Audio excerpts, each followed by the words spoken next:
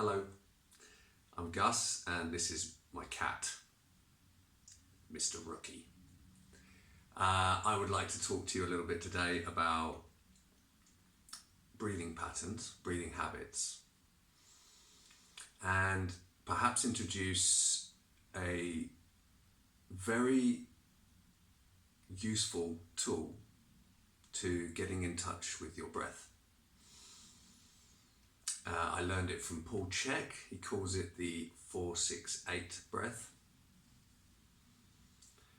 I like to do it when I want to get inside my body, get into my body and reduce the excitement of my body to drop me into a rest and digest state, a parasympathetic state of the autonomic nervous system. It's very good for doing that, which is very good for stimulating peristalsis in the body, which is our digestive function, how we pull through, how we move food through our body, and how well we digest and assimilate that food is very much determined on whether we are in our parasympathetic nervous system, i.e. rest and digest nervous system, as opposed to the sympathetic autonomic nervous system, which is the stimulated state which inhibits peristalsis, which inhibits the uptake of nutrients, minerals, proteins, fats from our food. Okay, mister. So I want to acknowledge that I'm wearing a t-shirt with a sloth riding a turtle. I wear this as a reminder to myself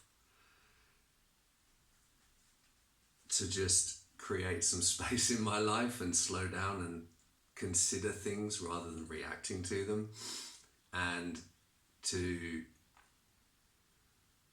generally just slow down, because a lot of wisdom can arise from being in a state that is not survival. In a survival state, we can only take care of our absolute, basic, essential survival needs. And health and well-being and hormone production, or healthy regenerative hormone production, cannot happen in that state. So, acknowledging that, I would like to take you through the breathing. So,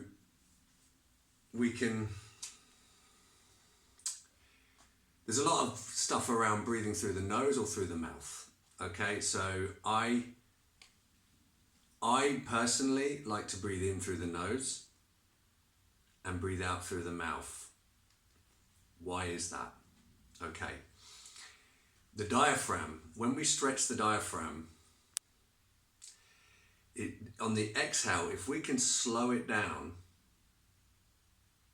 the contraction of the diaphragm on the exhale, that enables us to drop into, I think it stimulates the vagus nerve, and it allows us to drop into a rest and digest state.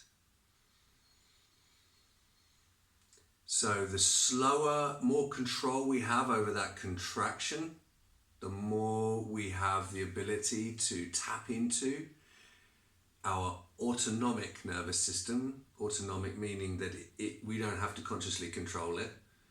It will do it for itself. But we may have ingrained behavior patterns that have ingrained a very dysfunctional autonomic breathing habit. So what we're doing is we're tapping in and we're gaining control over that. And in that gaining some clarity and some of the ability to consider our options and to be present in our experience, whatever that may be, whatever we want to bring presence forth for. Possibly eating, possibly making decisions in our life, getting creative, muscle testing to see what the body needs. All of this, we need to be in a parasympathetic state. So the breathing technique is very simple. We breathe in through the nose and then out through the mouth. Oh yeah, I was going to say, so the reason why we breathe out through the mouth is because we can purse our lips and control the air being exhaled so that we can slow it down. And we start off with a 4-6-8 pattern, 4 seconds in, 6 seconds hold, 8 seconds exhale. And we build upon that. We might extend each one of those in relation to one another.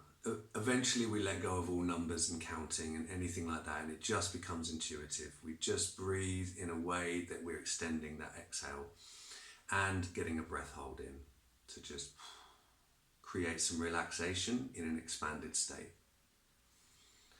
So, just want to see if there's anything else I wanted to say about that. Yeah, so when we're breathing down into the lower abdomen, we're not just sticking our abdomen out.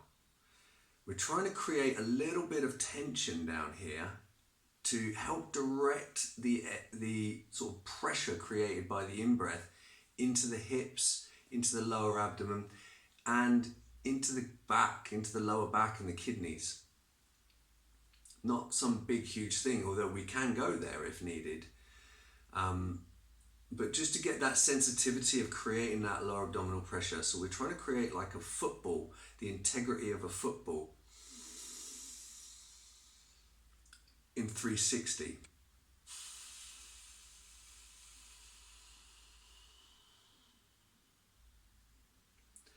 So we're directing it low, and then when the bottom's filled, we allow it to come up into our chest and then up into our shoulders and neck. And we might even want to lift the shoulders a little bit just to get the space, to get that last bit up in there. Making sure that we're not just squeezing all the air up here, we're also keeping it low as well. So,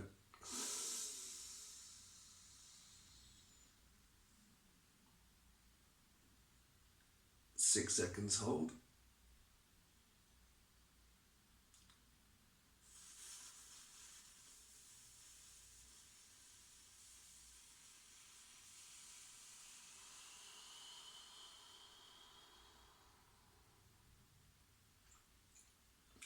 Four seconds in, 6 second hold, 8 seconds allowing the diaphragm to just relax. Slow on the exhale. Now, I will do another video of just the breathing exercise. Me doing several repetitions of the breathing exercise. I just wanted to get the explanation all in one place. Remembering that it's a 360, creating pressure, little pressure, 360 expansion, and then as the expansion starts to stack on top of our stable base, we are stacking each sort of area of the body, creating space, the intention of creating space between our vertebrae, creating length in our spine based on the pressure that we've created. So it's like an intrinsic stacking that's going on. It's not coming from, we're creating conscious tension in order to allow the breath to find the stacking. Now that might not make sense straight away, but whatever you can glean from that, glean from it, and then we will build upon it, and it will become clear what that means over time. So thank you. I'll make another video of just the breathing, and yeah, thank you.